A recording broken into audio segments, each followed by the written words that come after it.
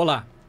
Uma ação desta semana da Secretaria Nacional do Consumidor, órgão ligado ao Ministério da Justiça, suspendeu creatinas irregulares vendidas pela internet. Esse é um produto que é consumido por pessoas que buscam melhorar o desempenho na prática de atividades físicas. Em outubro, a Polícia Federal desarticulou no estado do Espírito Santo um grupo criminoso envolvido na fabricação e distribuição ilegal de anabolizantes. São sinais de um aumento na demanda destes produtos pelos brasileiros. País que já é conhecido pela sua fama na busca do corpo perfeito. No ano passado, fomos o segundo país que mais realizou procedimentos estéticos. Foram 3.400.000 procedimentos, cirúrgicos e não cirúrgicos. E quais os riscos? O que vale e o que não vale na busca pelo corpo perfeito? É o que vamos debater no Conversas Cruzadas de hoje, que começa agora.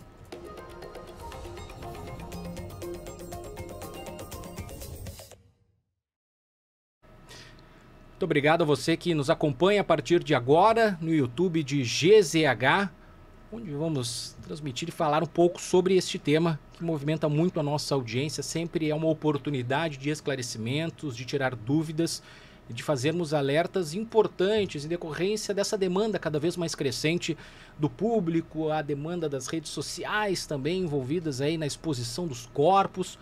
E para tratarmos sobre este tema, eu recebo aqui a Maria Alice Pedron Carneiro, que é médica psiquiatra pela Universidade Federal de Santa Catarina e pesquisadora no grupo de transtornos alimentares do Hospital de Clínicas de Porto Alegre. Obrigado, doutora, bem-vinda aí ao programa. Obrigada pelo E convite. também o Arthur Barros, que é educador físico pela PUC, personal trainer, tudo bem? E o Renan Souza Peaguda, médico do exercício e do esporte pela Universidade de Caxias do Sul e médico das categorias de base masculina do Esporte Clube Internacional. Muito bem-vindo também, Renan. Obrigado, bom dia. Bom, vamos ver se nós conseguimos esgotar esse tema que tem cada vez mais camadas e elementos em uma hora de programa. E eu começo querendo saber de vocês, talvez pela doutora, que pela questão psiquiatra e pelo atendimento também aos pacientes, né? Uhum. Sempre foi assim ou a senhora tem percebido cada vez mais demandas decorrentes dessa angústia, dessa ansiedade que envolve a busca do corpo perfeito, doutora? Acredito, Paulo, que faça parte, assim, realmente da história da humanidade a busca pela perfeição, a busca pela autoexigência, a busca pelo aperfeiçoamento, né? Isso faz parte de uma característica humana. Talvez o que a gente tenha hoje que provoque o aumento do sofrimento mesmo e dos danos que isso acaba trazendo seja o feedback, né? Que é, enfim, o que as redes sociais, o que a recompensa que a gente obtém disso, né? E a busca por isso cada vez mais imediata, cada vez mais instantânea, né? Então, e também o quanto, enfim, as redes sociais também tornam mais discutível o que daquilo é real, né? A busca por um corpo perfeito, ela já é uma busca irreal, né? Então, e quando a gente tem toda, enfim, ainda a manipulação, as percepções, o que a internet hoje consegue fazer com essas imagens, torna tudo isso muito, potencializa ainda mais os danos para quem visualiza, para quem está em formação, principalmente para os adolescentes, assim, né, que é onde esse transtorno vai se estruturando, né, como parte da personalidade de todo mundo. Então, isso tem um grande dano, com certeza, que está sendo mais visível na sociedade atual. As redes sociais, ela tem o seu benefício, criação de comunidades, compartilhamento de informações, o fluxo das próprias informações sempre mais ágil e o acesso às boas informações, mas também o acesso às más informações e principalmente essa questão da percepção que acaba sendo distorcida. Em que medida, Arthur, tu acredita que as redes sociais têm ajudado ou atrapalhado mais com o passar do tempo nos últimos anos? Enfim, o que você pode dizer aí? Eu diria que um contraponto é que a gente tem muitos benefícios com muito mais pessoas praticando atividade física. Então, a gente tem muito mais pessoas que, por um objetivo ou por outro, estão trazendo mais saúde para dentro. A gente sabe que tem alguns problemas para as pessoas que levam isso muito a sério e começam a corromper o que seria a saúde apenas por estética. Tem Hoje em acontecido dia. mais isso? Tu acompanha isso na tua rotina com os teus alunos? Na minha rotina, eu diria que eu vejo um equilíbrio, assim. A maioria dos meus alunos hoje em dia é muito mais com um propósito de saúde.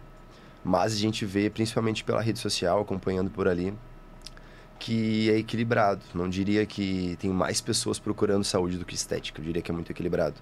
Mas, que nem a gente falou, hoje em dia tem muito mais jovem praticando atividade física. E isso era um gap que a gente tinha alguns anos atrás, que até um tabu que tinha, que o jovem não podia fazer academia, não podia se exercitar, porque ia atrapalhar o desenvolvimento.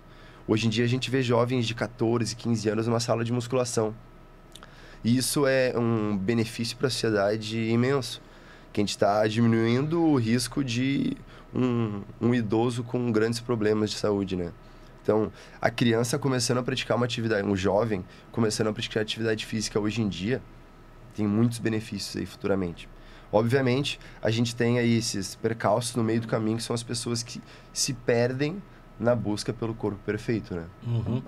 E doutor Renan, né, que bom que as pessoas estão praticando mais atividades físicas, mas ao mesmo tempo parece que só a prática da atividade física ela não é suficiente. E decorre dessas demandas, como nós destacamos aqui na abertura do programa, não basta só correr, tem que ter a creatina, tem que ter o anabolizante. Como que o senhor avalia esse momento que nós vemos da prática, que bom que as pessoas estão praticando mais, né, por influência dessas ferramentas, tipo internet e tudo mais, mas, né, e essas coisas, assim, como é que é a sua avaliação? Com certeza, Paulo, até porque existem aqueles suplementos que têm uma boa evidência, né, científica, né, estudos robustos que mostram a segurança, né, para a gente utilizar eles, como também que mostram que eles têm uma realmente melhora da força, melhora da performance. Mas a gente acaba, por meio dessas redes sociais, por meio de influencers, né, que hoje é a palavra da moda, muito deles não são profissionais da saúde, né, e acabam influenciando de maneira errônea, né.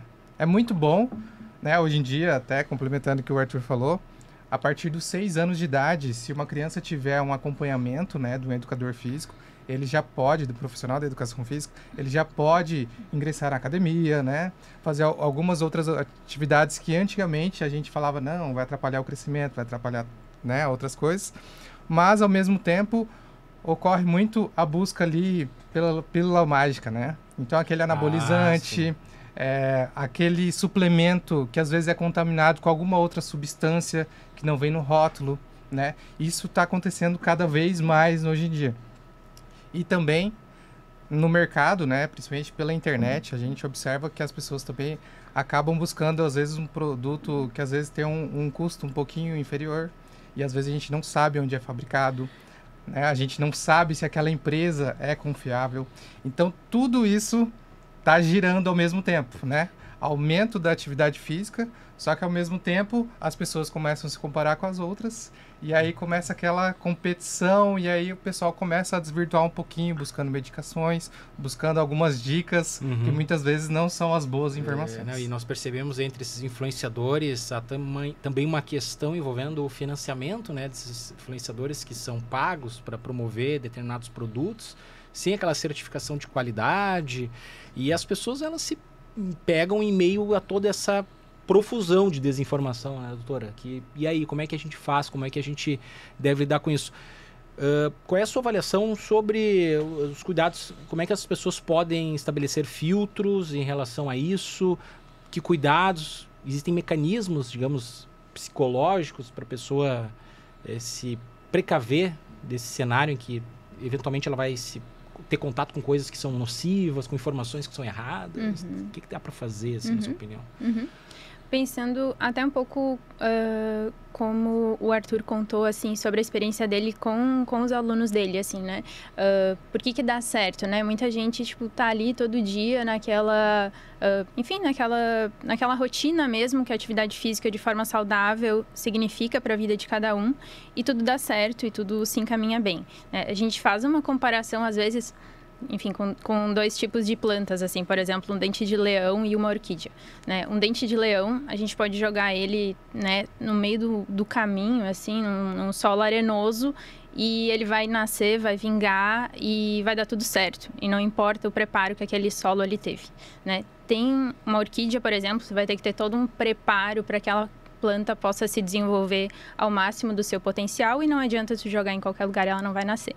As pessoas são mais ou menos assim, tem pessoas que têm características, enfim, biológicas ali na sua constituição, né, como ser humano, que faz com que fiquem menos vulneráveis a determinadas alterações, assim, enfim, da sociedade, de interferências externas, e tem pessoas que, por sua constituição, que a gente não consegue necessariamente prever, né, numa só variável, vão ser mais suscetíveis a questões de entrar numa forma patológica, né? Então, primeiro, eu acho que parte um pouco do autoconhecimento mesmo, de uma estrutura familiar, as coisas não tem como a gente dar uma resposta simples lá no final, né? Tudo isso vem de uma cultura muito, muito forte, né? Então, quando a gente pensa assim, então é muito da adolescência mesmo, que é quando a questão da autoimagem vai se desenvolvendo, vai se moldando, né? E você poder também, né? Então, se você é um adulto, poder voltar um pouco e se observar, né? Como é que foi a tua constituição? Será que você é uma pessoa vulnerável para isso, né? Porque para você poder se proteger, tu precisa antes saber se tu tá em perigo, assim, né? Então, isso tu precisa ter um certo autoconhecimento prévio. Então, tem sim medidas, assim, que a gente poderia sugerir de como a pessoa se proteger ou entender que tipo de conteúdo que ela não pode buscar, né? Mas o mais importante, antes disso, a pessoa precisa saber que aquilo é um perigo para ela mesma, né? Isso é um pouco mais delicado, assim. Mas é bastante difícil, né? Porque hoje são vários inputs, a pessoa recebe de tudo e os algoritmos, a pessoa clica às vezes em um determinado vídeo, lá alguma coisa, aparece lá um fisiculturista, alguma coisa, alguém dando uma dica e automaticamente só começa a surgir aquilo e cada vez mais. E essa competição é absolutamente desigual nesse cenário em que há os filtros, as pessoas que atalham, as dietas erradas. Olha, existem conceitos como o da ortorexia, queria inclusive falar um pouco sobre isso, que está muito na moda agora, que é o transtorno alimentar que se caracteriza pela preocupação excessiva e exagerada com a alimentação saudável. Não pode glúten, os alimentos são tudo é inflamatório, sem lactose, pessoas que não necessariamente têm essa intolerância, né, doutor? Tá acontecendo muito isso, né? Muito. Quais são as principais dúvidas aí que o senhor percebe e quando pega o celular e vê, meu Deus, quanta bobagem que estão falando? É verdade. Principalmente as pessoas, aquelas com obesidade, né? Uhum. Aí todo mundo fala, nossa, essa pessoa é inflamada, consome muitos alimentos inflamados. Realmente, né? A obesidade tem um fator inflamatório, mas nem tudo que as pessoas falam que come vai ser inflamatório. Se a pessoa não tem uma intolerância ao glúten, o glúten não vai ser tão inflamatório para ela e ela pode consumir, né? Uhum. A mesma coisa da lactose. Tem, digamos assim, uma intolerância parcial, né? Tem gente que tem uma intolerância parcial, consegue consumir queijos, iogurtes, mas às vezes aquele leite não consegue. Tem pessoas que realmente não conseguem consumir nada de leite, mas todo mundo coloca isso tudo no mesmo balde, no mesmo saco, e aí para de comer isso, absolutamente tudo, né? E a gente começa a observar também algumas deficiências de vitaminas, né? Uhum. Que isso pode acabar gerando malefícios para a pessoa. A pessoa começa a ter uma anemia, né? Por deficiência de vitamina B12, muitas vezes para de comer carne completamente sem nenhuma orientação, né? Começa a diminuir os estoques de ferro, começa a ter deficiência de cálcio. E isso, se é numa idade mais avançada, né? Na população idosa, pode ter o risco ali de fraturas, de várias complicações. Então, a gente sempre tem que seguir uma dieta de um profissional, né, bem indicado, né? Não adianta a gente seguir ali os influencers falando, esses dias estava até na moda, né, uma influencer X aí falando da dieta do ovo. E todo mundo querendo a barriga daquela mulher que faz a dieta do ovo. Só come ovo. Só come ovo, tá, né? E a gente conversando assim, né, que tem o conhecimento, acha um absurdo, mas muitas vezes aquela pessoa vê, nossa, tem milhões de pessoas que seguem ela, vou seguir o que ela tá falando, sim, né? Sim. Porque isso vira uma credibilidade, né? Não mais o diploma vira uma credibilidade, né? Isso que está acontecendo. O ovo que já foi vilanizado, já foi vilão, agora acaba sendo mocinho, enfim, é uma situação muito complicada, né, Arthur? E as dietas, o pessoal vem com uma dieta mirabolante, acha que tem uma bala de prata nesse negócio, que olha, essa é a resposta que eu vou precisar para alcançar tal resultado físico, a barriga vai secar se eu tomar isso, se eu comer aquilo. No meu grupo, assim, na minha comunidade hoje em dia, a gente tem uma fisioterapeuta, então acabo não vendo tanto isso. Mas eu acompanhando rede social, pessoas que treinam e trabalham em outros lugares, eu vejo demais isso. A própria dieta do ovo. Também já vi da dieta do ovo. O problema são as fake news, são influenciadores sem diploma que estão passando alguma informação ali que, como a colega falou, até pode trazer algum resultado para aquela pessoa. Porque para aquela pessoa, para aquele biotipo, dá aquele resultado. A gente às vezes também nem sabe o que aquela pessoa que está divulgando aquela informação faz por trás, né? A gente teve casos aí de influenciadores que divulgam uma rotina mirabolante, mágica, de disposição todos os dias, de alimentação muito saudável todos os dias, de prática de atividade física severa. E aí, quando vê, a gente descobre que aquela pessoa tinha alguma outra coisa por trás, algum anabolizante, alguma plástica. Então, é complicado ficar tendo como referência influenciador. E a população está a par disso. É essa informação que muitas vezes chega. É mais fácil a população ver uma dica, uma informação de um influenciador do que o resultado de um estudo científico. E é normal, doutor, essa motivação que as pessoas aparentam ter nas redes sociais? Eu estou sempre disposto, eu crio 2 filhos, eu faço um pós-doc, eu vou na academia de manhã e de noite e estou sempre empolgado. Existem pessoas assim, de fato, ou foge da natureza humana e isso tem, de fato, alguma coisa por trás, assim, na sua avaliação?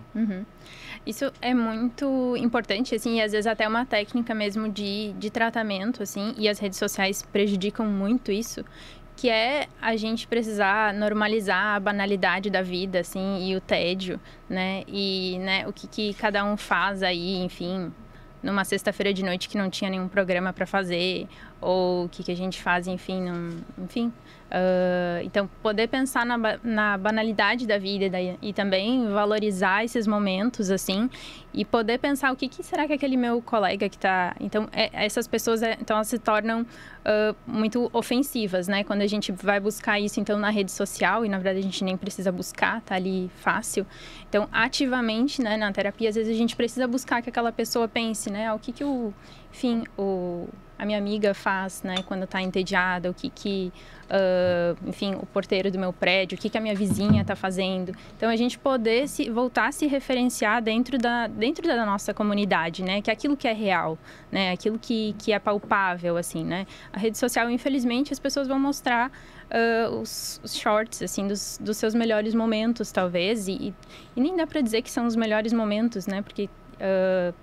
enfim, se a gente não tem noção do quanto aquilo é verdadeiro, né? Como o Renan e o Arthur estavam colocando, assim, como é que a gente tem um parâmetro do que daquilo é real. Mas, com certeza, isso influencia muito negativamente a busca, de novo, pela hiperexigência, por tu querer dar tudo de si. E isso é o que está no cerne, assim, de quem acaba indo... A competição passa a não ser mais com o outro, e sim consigo mesmo, né? Esse é o tipo de busca mais perigosa, assim, né? Me recordo agora de um recente material que apareceu na minha rede social da dieta cetogênica, não sei do que a pessoa só come carne, mas faz uma dieta e um jejum de não sei quantas horas, que aparenta ter resultado e talvez faça sentido, né? E eu queria saber do doutor sobre o que é o joio e o que é o trigo, né? O que eventualmente existem recursos, se há, digamos assim, soluções... que tem algum tipo de equilíbrio, que tem algum tipo de fundamento científico, e o que realmente lhe parece muito absurdo, assim, nessa questão das dietas, doutor? É complicado porque, assim, cada pessoa tem uma individualidade biológica, né? E existem várias dietas, justamente porque são dietas específicas para cada pessoa, né? Então, eu, por exemplo, poderia me encaixar muito bem numa dieta low carb, você numa cetogênica, e como que isso vai funcionar, né? Ou seja, elas têm fundamento, essas, de certa forma, como conceito, né? Não, com certeza. Essas dietas são estudadas o tempo inteiro, né? Na ciência. E, por exemplo, a gente tem pessoas que têm diabetes, né? Ela se encaixaria melhor numa dieta low carb, por exemplo, com menos carboidratos, mas não é todo mundo que tem diabetes que vai conseguir se encaixar nessa dieta, né? Muitas vezes a pessoa tem a diabetes, mas tem uma obesidade, tem uma hipertensão, né? Tem outras doenças associadas que ela não vai conseguir, naquela dieta específica, né? Conseguir ter a sua saúde e ter a melhor aderência, né? Muitas vezes também a gente vê esses resultados, né? Tô usando a dieta cetogênica, emagreci 20 quilos, 30 quilos em 6 meses, 9 meses. Ok, foi muito bom. E depois desses 9 meses, será que a pessoa consegue manutenção. manter aquela perda de peso, né? Há evidências científicas nesse sentido dessas dietas que promovem uma resposta um pouco mais rápida que o normal, em termos de resultado a médio e longo prazo? Tem uma que funciona mais que a outra, enfim... Isso vai ser muito individual. Sempre tá? tem que estar atento à questão individual. Isso é importante nós frisarmos para a audiência, né? Que tudo passa pela questão individual. Né? Muitas vezes, pela ciência, é melhor você começar com aquela perda não tão grande, né? Que você consegue ter uma manutenção maior. Mas tem outras pessoas que quando elas conseguem ver que elas estão perdendo peso cada vez mais rápido, elas conseguem aderir mais. Entre outras pessoas, quando elas perdem muito, elas ficam com aquela fome reprimida, né? E aí depois, quando ela escapa da dieta, ela escapa de uma vez e acaba engordando muito mais. Tem até o dado das pessoas que fazem a cirurgia bariátrica, né? 50% delas, depois de alguns anos, voltam ao peso anterior que elas tinham da cirurgia, né? Mostrando que, às vezes, não é só um procedimento que você vai fazer. Tem que ter todo o acompanhamento psicológico, nutricional, da atividade física também, para a pessoa conseguir manter aquela perda de peso, né? Então é muito complicado a gente falar que essa é a melhor dieta, né? Sim. Esse é o melhor Jejum intermitente funciona? É efetivo? É saudável? Funciona, é efetivo, é saudável para determinadas pessoas. Perfeito. Tá? E digo mais, para a maioria não consegue manter ela durante muito tempo. Então não vai dar muito certo. Então, se vocês querem fazer esse tipo de dieta, se vocês acham que vocês conseguem, vocês têm que consultar primeiro com o médico, com o nutricionista, porque às vezes você acha que essa dieta é a melhor para você e acaba não sendo. É uma outra muito mais fácil de você aderir, que você vai ter um resultado que você quer com outra dieta, a não ser aquela que você viu no Instagram, que você viu nas redes sociais. Estamos conversando hoje com a Maria Alice, que é médica psiquiatra, o Arthur, educador físico, e o Renan, que é médico do exercício do esporte, também ligado aqui às categorias de base masculina do Esporte Clube Internacional, para falarmos um pouco sobre essas buscas milagrosas pelo corpo perfeito, essa obsessão que parece crescer cada vez mais, especialmente entre os brasileiros, embora seja um fenômeno mundial. Até porque falei também na abertura aqui do programa sobre, por exemplo, essa recente apreensão de um grupo criminoso desbaratado lá no Espírito Santo, que fabricava de forma irregular os anabolizantes, porque muitos destes insumos acabam sendo importados de lugares como a China. Então veja que é uma demanda realmente, uma escala mundial, de uma indústria que cresce cada vez mais. Falando sobre anabolizantes, Arthur, sou de um tempo que isso era um tabu, parecia ser um tabu. Não se falava, a pessoa tinha um corpo maravilhoso, mas negava veementemente até o fim que não tomava anabolizantes. Era uma coisa muito fechada e tudo mais. Pois bem, hoje parece não ser mais um tabu. Tu tens essa percepção, também acontece isso? Acredito que não seja mais um tabu como antigamente, até por benefícios que trazem para algumas pessoas, né? Temos casos de pessoas que têm alguma disfunção hormonal, que precisa fazer o uso de algum anabolizante. Obviamente precisa ser indicado por algum profissional. Ou uma reposição hormonal quando a gente chega em determinada idade. Acima dos 40, 35 anos, os nossos hormônios começam a diminuir a produção e a gente precisa talvez de uma reposição. É uma coisa que está muito em alta hoje em dia, né? Então acho que por esses dois usos que não são mais recreativos assim e ilegais, vamos dizer, acredito que também são coisas que permitiram o anabolizante deixar de ser um tabu. O que é um anabolizante? Um anabolizante, a gente tem duas formas, assim, a grosso modo, para explicar. A gente tem alguns hormônios que nós produzimos, que a gente está colocando de volta para dentro do nosso corpo. Tem outros anabolizantes que fazem uma função similar a algum hormônio que nós produzimos. Então, tem anabolizante que vai servir para desenvolvimento de força, tem anabolizante que vai ajudar no condicionamento celular, vamos dizer assim. Tem anabolizante que vai ajudar na perda de massa gorda. Então, cada anabolizante vai ter uma função muito diferente. Alguns vão imitar alguma função de algum hormônio nosso, e outros são exatamente um hormônio que nós já produzimos. O problema está, então, no uso e no consumo sem necessidade disso. Isso o que acarreta tu tá usando um anabolizante, né? A gente, em alguns casos, a gente começa a parar de produzir o hormônio que a gente já tem. Sem contar as inúmeras condições que podem acontecer depois disso, entendeu? As complicações. Com certeza. E assim, né? As indicações, como o Arthur falou, são muito bem específicas, né?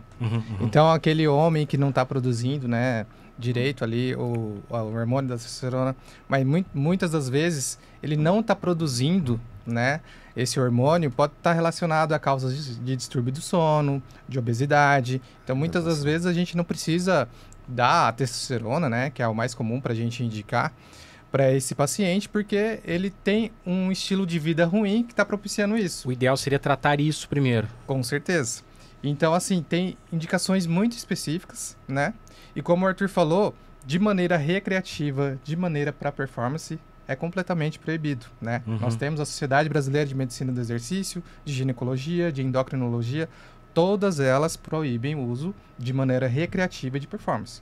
Por que proíbe? Né? Todo mundo fica se perguntando se é muito bom, se dá força, dá mais disposição, aumenta a performance, a pessoa fica mais bonita, né? Daquele shape que a gente pensa, assim, de um corpo com menos porcentagem de gordura. Porque mesmo doses baixas, se a pessoa não tem indicação, tem alteração do fígado, do coração, né? Tem alterações ali da parte sanguínea, pode desenvolver uma trombose, pode ter um infarto, um AVC, que é o famoso derrame, né?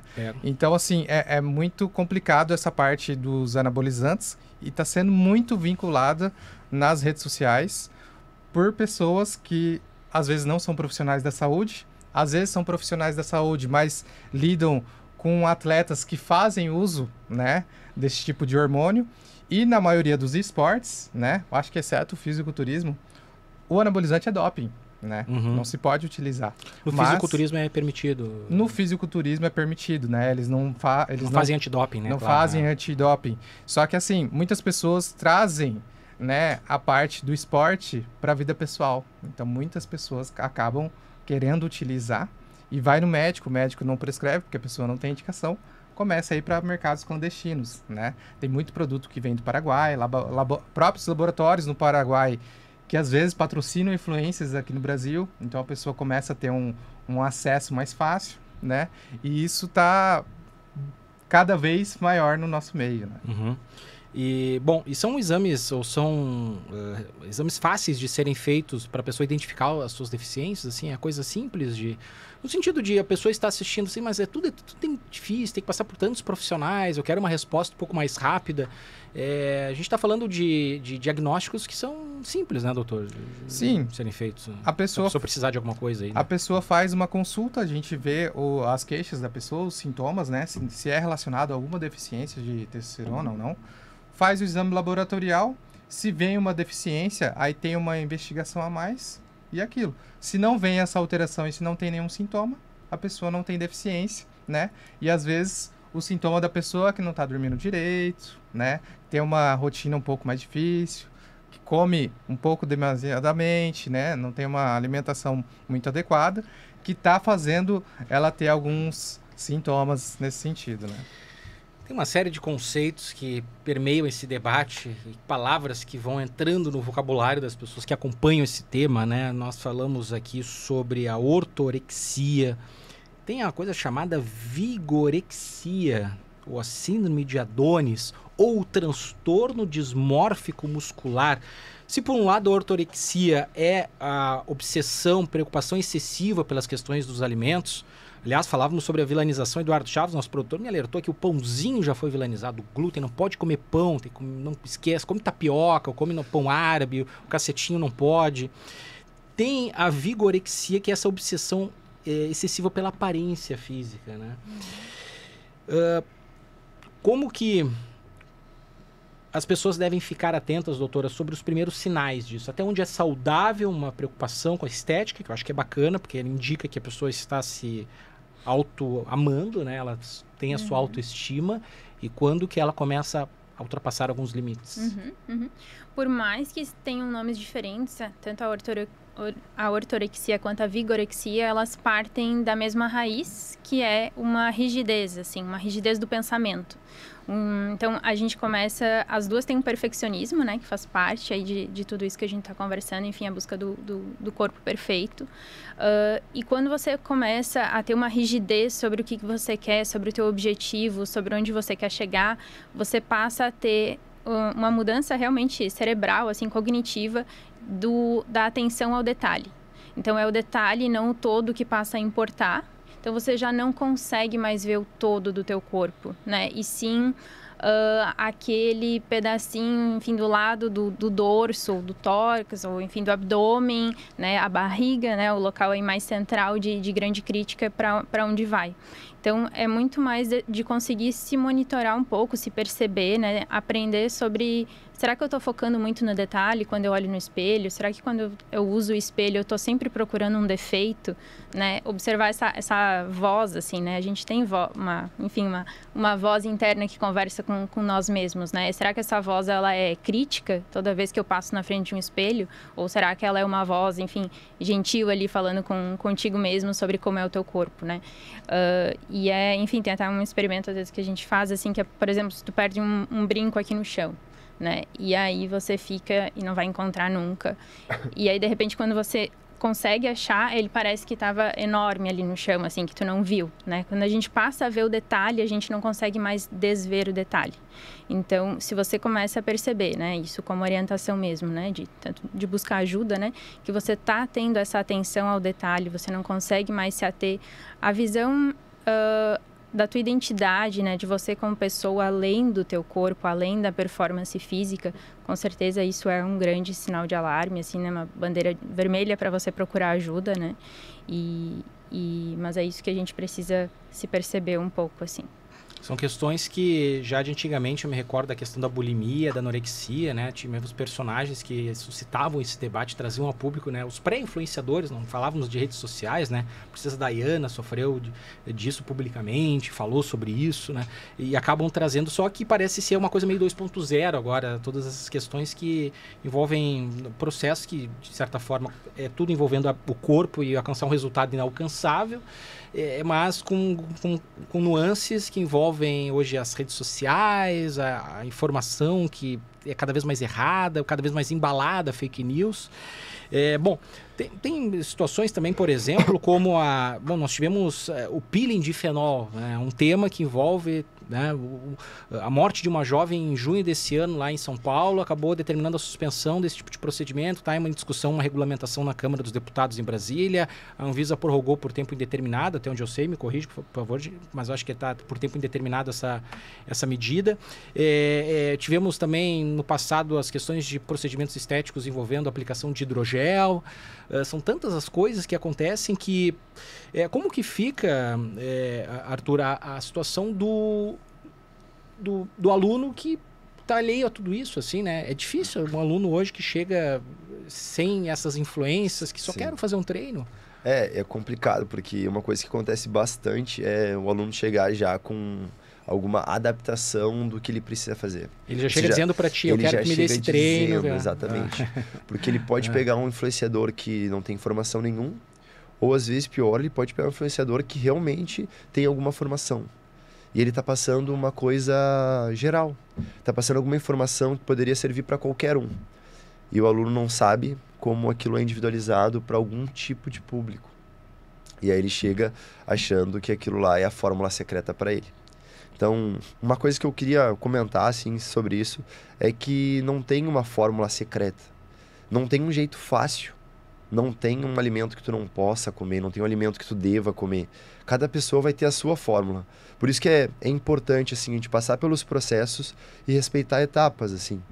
Respeitar os profissionais que estão comigo, fazer com que eles entendam a minha rotina, eles entendam o meu biotipo, e daí eu traçar um objetivo, traçar uma meta, que com certeza vai ser a longo prazo. Uma coisa que a gente comenta bastante assim, na minha área é que eu tenho uma expectativa de vida de 70 anos. Por que eu tenho que emagrecer tudo agora em 1 ano e ter o meu melhor corpo no ano que vem, sendo que eu não vou conseguir manter isso em 2 anos? Então, por isso que é muito importante, como o colega falou, pensar a longo prazo, pensar em alguma coisa que eu consiga manter. Uma dieta que faça sentido com a minha rotina, uma prática de atividade física que eu goste. Então, quando algum amigo ou um conhecido pergunta, mas qual a melhor forma de emagrecer? Qual é o melhor exercício para eu ter saúde? Eu digo, o que tu goste. Que seja dançar, que seja correr, que seja jogar um futebol aos finais de semana. A melhor prática para todo mundo talvez não seria essa, talvez seria equilibrar tudo, mas a gente não vive nesse mundo, a gente não vive nesse mundo perfeito, né? Então a gente tem que encaixar o que a gente consegue e acreditar que vai ser a longo prazo. Por isso que a gente precisa gostar do processo, né? Tem uma outra etapa nessa discussão também que envolve... Bom, nós estamos falando sobre muita pela busca do resultado estético, ok, mas também a questão da competição por si só, porque daí envolve um outro grupo também que eventualmente pode flertar com certo radicalismo, com isso que nós falávamos antes aqui com a doutora também. Como que é hoje, no século XXI, em 2024, esse cenário em que nós temos muitas ferramentas de métricas, de avaliações de resultados, e que as pessoas também se cobram, mesmo com uma corrida, que está bombando agora. Correr está na moda, especialmente aqui em Porto Alegre, os grupos de corrida, a planilha, tem que ter relógio, tem que ter aplicativo. Isso também, de certa forma, está criando um certo descompasso, pensando por ti, Arthur, assim, na tua rotina do dia a dia com os alunos, assim? Não basta só fazer um pequeno treino, tem que disputar o Ironman? Eu vejo muito os dois lados, sabe? Acredito que a ideia da competição é uma boa forma de engajar as pessoas a se motivarem treinando.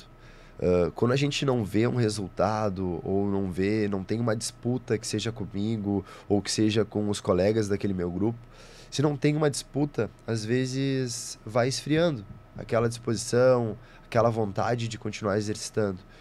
O problema é levar isso para o outro extremo, onde eu começo a ter uma prática exacerbada de exercício. E aí eu corro, eu faço musculação, eu faço pilates, eu faço crossfit, eu nado. E aí a pessoa faz 2, 3 treinos por dia, se alimenta muito bem, mas não descansa. Tem um trabalho muito puxado, dorme 3, 4 horas, passa o resto do dia cuidando de criança. E aí vem algumas lesões.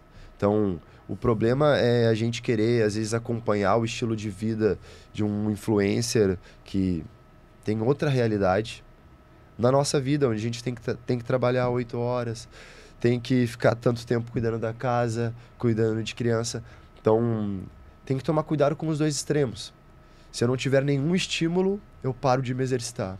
Se eu tiver muito estímulo, talvez o estímulo faça eu parar de me exercitar.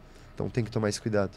Como profissional ligado às categorias de base do Inter, doutor, como que estão chegando essas crianças hoje em meio a esse cenário, né, das redes sociais, da competição, dos excessos, da competição em si? Como é que elas estão chegando e como é que o senhor avalia a nova geração nesse contexto, né? Com certeza. Com as redes sociais, hoje em dia, as crianças têm muito mais cobranças, né? Desde cedo. E elas têm essa cobrança na palma da mão, né? Então, e que transcende até questões esportivas, embora a pergunta seja direcionada nisso, mas envolve também a falar 2, 3 idiomas, a ter outras habilidades, tocar instrumento musical, fazer tudo, né? Não basta só tocar ou praticar o idioma, tem que ser o melhor, às vezes. Não, com certeza. Principalmente voltado para o futebol, né? Que é um dos esportes mais praticados aqui no nosso país, de mais relevância. As crianças ali fazem alguns treinamentos com a gente, tem as orientações ali específicas com os profissionais da educação física, mas às vezes até por pressão dos pais ou às vezes pela internet, vê o colega que está fazendo algum treino fora, então além do treino no clube, quer fazer um treino fora, quer fazer alguma outra competição. E isso, como o Arthur falou, o corpo, principalmente de uma criança, né, que está em desenvolvimento, não consegue suportar. E aí começa a ter muitas lesões, né? Não só fraturas, mas começa a ter lesões musculares, que não é comum em crianças, né? Começa a ter também na criança alguns transtornos alimentares. A criança não consegue comer o suficiente que ela gasta. E isso começa a ter todo um problema, não só ali da parte de lesão, como imunológico, como também psiquiátrico, né? Então é muito complicado. E só voltando um pouquinho que o Arthur comentou aqui também, a gente não está falando que para a pessoa começar uma atividade física, um exercício físico, ela tem que ir no educador físico, tem que ir no médico, tem que ter um nutricionista, tem que ter tudo. Com certeza não. A pessoa se ela quer fazer uma atividade física, ela já tem que começar agora, começar o quanto antes, né? Depois, mais para frente, é lógico, né? Ela precisa de uma avaliação para ver se a parte cardiológica está tudo bem, se ela não tem nenhuma contraindicação ao fazer um exercício de alta intensidade, né? Se aquele treinamento, aquela periodização está adequada, aí tem que buscar um educador físico. O que ela pode comer para melhorar, aí ela vai no nutricionista, né? Mas isso é feito com calma. Mas assim, não tem que... Para começar a atividade física tem que ir em tudo. Não, começa devagar, começa com o que gosta, igual o Arthur falou, que o principal ela é começar e gostar daquele exercício, né? Depois ela busca todas as outras coisas. Mas o que a gente vê muito é o excesso também de buscar as outras coisas. Isso é que eu falava antes, né? Hoje tem os aplicativos, tem o Strava, tem o relógio, você não basta correr, tem que marcar, tem que fazer o check-in do local que você esteve, o percurso que você correu. Compara com o colega, se correu mais rápido que você ou não. Tem aplicativo aí, o Gym Rats também, que o pessoal cria as comunidades de disputa de check-ins para quem marca mais atividade física. São tantas coisas que eu acredito que a academia não dá conta ainda de perceber isso, talvez numa coisa de mais médio e longo prazo, né, doutor? A gente não sabe ainda para onde que vai levar tudo isso, né? Só que estamos criando uma geração de super-heróis, de pessoas que, ou talvez não, isso pode ter um impacto daqui a pouco na nossa expectativa de vida, né? Enfim, são muitas dessas questões aí relacionadas ao tema do cuidado físico que, olha, temos que ter um equilíbrio, é o que estamos conversando hoje aqui, quais são os limites do cuidado com o corpo, a busca pelo corpo perfeito, a cabeça de Ozempic, virou um meme de internet, mas são as pessoas que se valem dessa busca pela medicação que tem um outro propósito que caiu na moda também, né? O pessoal está usando direto isso, né? Não, e é uma medicação que não precisa de receita médica, né? Então as pessoas vão na farmácia e já compram e já começam a utilizar sem nenhuma orientação. E medicação já é diferente de começar a atividade física. Qualquer medicação que a gente for tomar, aí sim, precisa ir num profissional de saúde, precisa ir no médico para ter uma boa indicação, né? Essa característica aí da cabeça de Ozempic, né, virou muito comum porque a pessoa começa a utilizar, a fome passa, começa a emagrecer muito, só que além da gordura, né, que a pessoa quer que perde, começa a perder muita massa muscular. Sim. E aí realmente fica com uma aparência um pouco diferente, né, do que se ela tivesse uma orientação e tivesse tendo uma reeducação alimentar e fazendo atividade física, que ela não ia perder tanta massa muscular. Mas como você usa a medicação de forma desordenada, desorientada, você acaba perdendo músculo e gordura. E aí acaba não ficando com o corpo que a pessoa gostaria, né? E tem estudos, a saúde também. Tem estudos que comprovam, né, Arthur, também a importância da massa magra para pessoas mais velhas, né? Com o passar dos anos, que é importante ter a massa magra, que é a massa do músculo, de fato, né? Não da gordura. A nossa queima calórica, que é o que a gente pega bastante na internet também, entre a população, que eles estão muito preocupados com o quanto que eles estão queimando de caloria. Isso tem total ligação com a nossa densidade muscular, assim, a quantidade de músculo que a gente tem no nosso corpo. Então, por isso que não adianta só fazer um treino aeróbio ou ainda ter essas ajudas como do Ozempic para emagrecer e não ter nenhuma massa magra. Isso pensando só nesse quesito de ajudar a queimar mais caloria. Mas pensando numa questão mais estrutural para o corpo, para a saúde articular, de coluna, é muito importante a gente ter essa massa magra. Então, por isso que é complicado, né? Mas a gente teria que desencanar, as pessoas teriam que desencanar dessa necessidade de emagrecer, de ter o corpo mais magro possível. A gente precisa ter músculo. A gente pode emagrecer, mas a gente precisa ter músculo também. É importante, ajuda a emagrecer e ainda ajuda a saúde do corpo de uma forma geral, né? Doutora, qual é a consequência desse momento que a gente vive na nossa história, desses números decorrentes da ansiedade cada vez mais? Como que eles têm contribuído para um aumento na procura até de tratamentos psicológicos, psiquiátricos, né? O que isso tem impactado? O que a gente vê, assim, acho que até mais... Pensando mesmo nos exemplos que a gente estava conversando aqui do Ozempic, por exemplo, agora tem a associação também que tem sido feita de Ozempic com Venvanse, assim, por exemplo, que é uma medicação, na verdade, usada para TDAH, né? Enfim, o que essas medicações, assim, a gente precisa lembrar também que elas causam? Elas acabam alterando o nosso sistema de recompensa. A comida é a nossa grande recompensa, assim, né? É o que traz satisfação, é o que traz regulação emocional pra gente não ficar ansioso, pra gente não induzir esses transtornos, assim. É o comer os nossos sentimentos. Exato, perfeito, muito bem. Comida, antes de tudo, ela precisa ser, enfim, vem do afeto, assim, né? De a gente lembrar também de qual é o lugar da comida, né? Então, assim, como o Renan estava colocando, né? De que profissional que a gente tem que buscar. Mas antes de tudo, a gente precisa pensar, a comida é algo que a gente aprende na mesa, né? A gente aprende na família, atividade física e cuidado. Então, poder voltar também a essas origens, assim, né?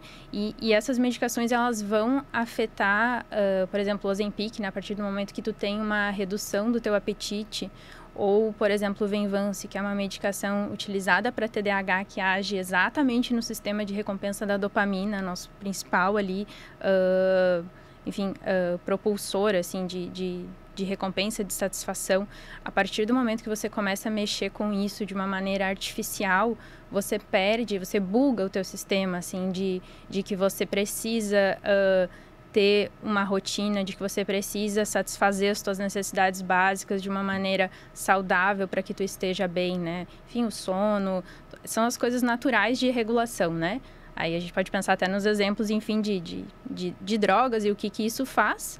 E, na verdade, é muito parecido. Quando você passa a reduzir o teu apetite por conta de uma medicação, né, aquilo é artificial, assim. Como é que você vai ficar quando você não tiver aquela ferramenta, né? Então, isso a alimentação faz. A gente precisa mais do que de um shake, de um vidro ali cheio de coisas, ou de uma suplementação. A alimentação, a refeição, a parte do que uma salada faz, isso modula o nosso sistema de recompensa, né? A ocupação do intestino, enfim, o intestino é o nosso segundo cérebro. Então, a gente nunca vai conseguir substituir tudo isso e a gente precisa. Isso faz parte de regulação emocional, isso faz parte de prevenção, né, a qualquer outro transtorno mental, né? E qual é o primeiro passo para romper esse ciclo, né? Feito esse diagnóstico da pessoa, por onde que normalmente os tratamentos começam, assim, esse primeiro passo? Qual é a primeira dica que se pode dar a essas pessoas que queiram romper esse ciclo de identificação que eu preciso comer para ter a recompensa, é porque eu como muito, que eu vou buscar atalhos? Qual é o primeiro passo, assim, em termos de tratamento ou de dica que a senhora poderia dar, né? Uhum. Acho que, de novo, assim, não tem uma resposta única para todo mundo. Você diz na busca do emagrecimento, por exemplo? Mas, na verdade, assim... a pessoa identifica... Exato, porque a pessoa eventualmente busca o emagrecimento porque come demais, porque está atrelado a um cenário de uma ansiedade, porque ela percebe que ali há um mecanismo dela de uma válvula de escape, ela não consegue romper esse ciclo, ela até se percebe nesse cenário que dá origem a tudo isso, a busca do corpo perfeito, a busca pelos atalhos, mas tudo lá atrás tá nisso, né? De novo, o nosso sistema de regulação emocional, ele vem de várias necessidades básicas do sono, enfim, de hormonais que tem uma ciclagem ao longo do ciclo circadiano do dia, que a gente chama mesmo, que vai modular tudo isso, né? Então, todas as nossas funções básicas, a gente não vai conseguir ter uma regulação emocional se a gente não tiver tudo isso ordenado e satisfeito. A partir do momento que a gente fica tentando buscar soluções mágicas, a gente vai buscando comportamentos restritivos, né? Ficar tanto tempo sem comer, comer menos ou comer determinados alimentos, qualquer comportamento restritivo, né? Ou o exercício físico mais extenuante, tu gastando mais do que tu tá dando para o teu corpo, qualquer comportamento restritivo, né? Toda restrição leva a uma compulsão. Isso é uma regra natural.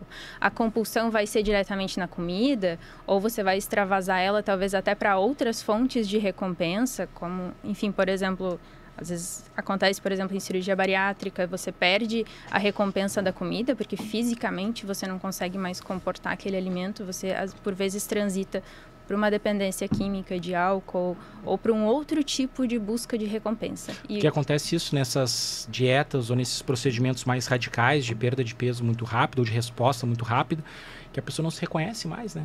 A pessoa, ela não sabe mais quem ela é a partir de um determinado resultado que ela alcança, porque muito da essência dela estava nesses casos em que a pessoa come demais, relacionado a sentar e comer. Eu assisto aquele programa Quilos Mortais, né? Que ele demonstra muito isso, assim, né? São pessoas que passam por...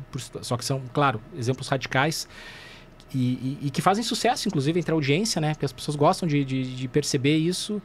Mas, tirando o fato de que são exemplos radicais, de certa forma, hoje cada vez mais as pessoas têm em graus, obviamente, menores e parece que a sociedade, ela leva a isso. Até por questões como a popularização de alimentos ultraprocessados, aí entra uma série de outras questões também bastante complicadas, permeadas pela forma como nossa indústria opera, enfim, tudo mais.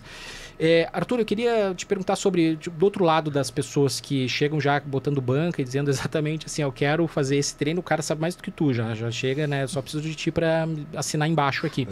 E do outro lado, assim, bom, as pessoas que não sabem nada, qual as principais dúvidas, como que as pessoas podem se preparar para iniciar uma atividade física? Se preparar, como o colega falou, não precisa se preparar. Só chegar. É só chegar, ir para algum lugar que tenha algum profissional e seguir a orientação dele, cegamente. Diria que essa é a minha principal orientação, assim. Se a gente for pensar um pouco mais atrás, assim, um problema que a gente tem é que muita sala de musculação, como a gente chama, academias, elas não têm esse suporte. É uma academia que suporta 50, 60, 70 pessoas ao mesmo tempo treinando, e tu vê 2 profissionais de educação física trabalhando lá, que eles estão apenas para conseguir enxergar o exagero, o que está chamando muito a atenção de alguém que está fazendo errado. Então aí que a gente vê algum problema, né? Pois tu vê na tarde, tem uma academia que eu vou treinar às vezes, e tu vê de tarde dezenas de adolescentes que eles estão catando todas as informações dos influencers. E tem um professor para poder orientar. Então, aí a gente tem um problema. Então, por isso que eu digo, ache um lugar que tenha um profissional para poder te instruir. E qual é a tua opinião sobre os consultores online? Porque existem preparadores aparentemente qualificados, aí, de fato, educadores físicos, mas essas consultorias online que a pessoa já chega com um treino pré-pronto, é um problema? Assim, diria que de uma forma geral não é um grande problema. Desde que tu não queira mudar drasticamente a tua vida, o teu corpo. Preciso emagrecer e tô num grau extremo. Eu diria que é uma porta de entrada. Eu diria que é uma porta de entrada. Desde que tu consiga filtrar que não tenha nenhuma informação ou exercício ou dieta mirabolante. A minha dúvida é em relação até a questões como a execução de exercícios, né? Sim, até, né? A gente teria esse problema, mas o que acontece? A maioria dessas planilhas online, assim, que não tem acompanhamento de um profissional, muitas vezes trabalham com exercícios muito básicos. E aí, apesar de ter algum grau de lesão, o risco ele é baixo. Porque a gente trabalha com exercícios que não vão ter sobrecarga. Hoje em dia, as maiores lesões, tipo, o maior índice de lesões vem sobrecarga e impacto. Então, tu fazendo esse exercício, que na maioria dos casos é para te fazer em casa, não vai ter. Não vai ter impacto, não vai ter sobrecarga. Então, não tem um grande problema. Mas, como eu falei, é uma ótima porta de entrada. À medida que tu for se desenvolvendo, eu aconselho e diria que é muito melhor a pessoa se deslocar para um espaço que ela vai ter o acompanhamento de um profissional. E eu quero perguntar ao Renan sobre o desempenho esportivo. Todas as pessoas, elas podem alcançar algum grau de competição no que se propõe, as que se propõem a fazer isso? Ou isso é humanamente impossível? Assim, não é possível, nem toda pessoa vai ser uma atleta, de diferentes graus, assim, existe algo nesse sentido? Assim, toda pessoa ela consegue melhorar um pouco a performance dela, né? Mas quando a gente pensa em cada esporte tem sua individualidade biológica, né? Então, se você for pensar numa pessoa que corre ali os 100 metros rasos, né?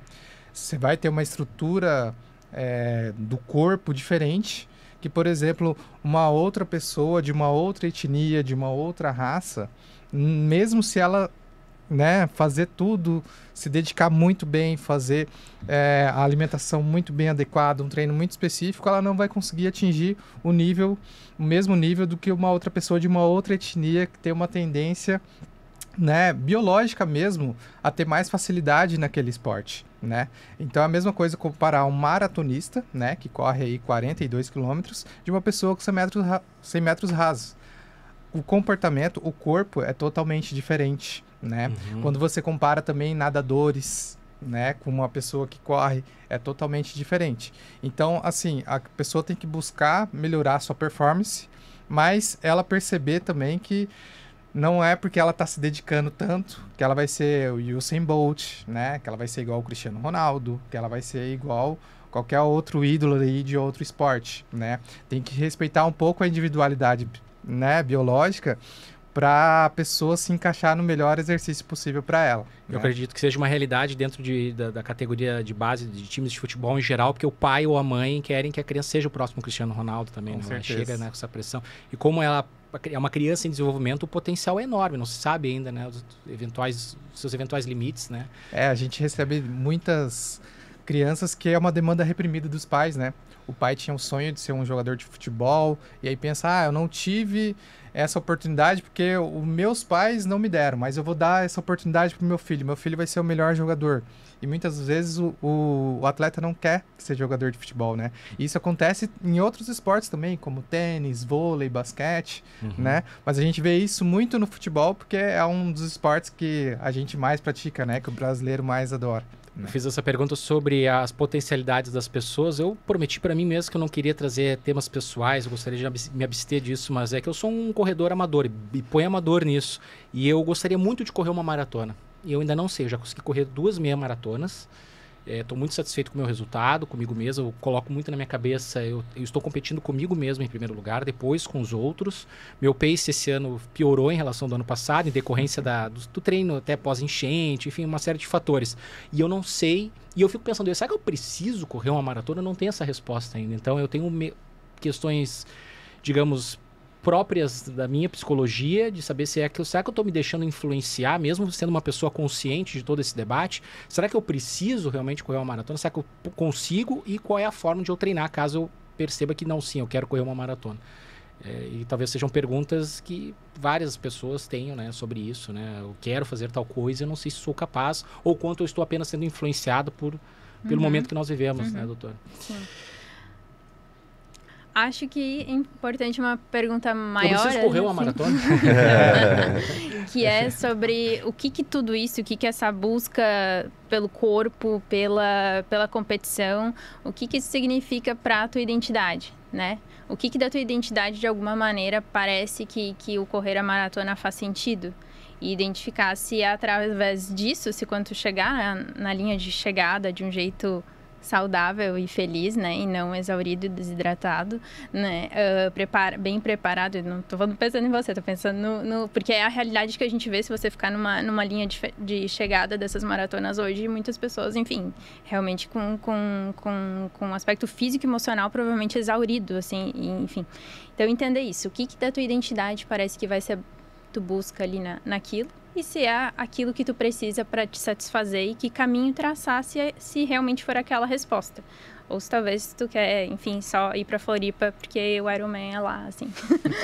Deve ser bom correr em Floripa, certamente.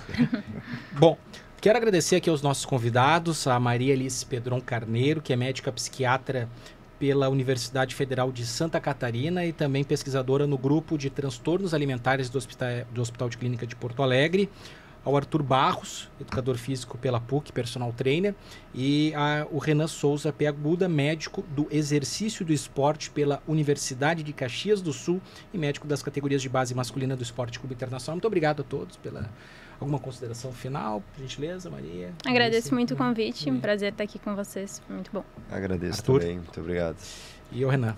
Agradeço também, Arthur, e eu acho que você tem condições de fazer a maratona assim. Obrigado. Mas como a doutora falou, isso vai de você querer, né? E não só para você, como qualquer pessoa, né? A corrida é um esporte muito democrático. Então, por que ela tem que correr uma maratona? Só porque o colega correu? Não. Ela tem que correr a maratona porque ela quer. Se ela não quer, tá tudo bem. Pode correr meia maratona, 10 km, 5 km, né? Extremamente válido. Esse foi o Conversas Cruzadas de hoje, debatendo a busca pelo corpo perfeito. E eu agradeço a todos aí pela audiência e nós retornamos amanhã com mais um debate aqui no YouTube de GZH. Até lá!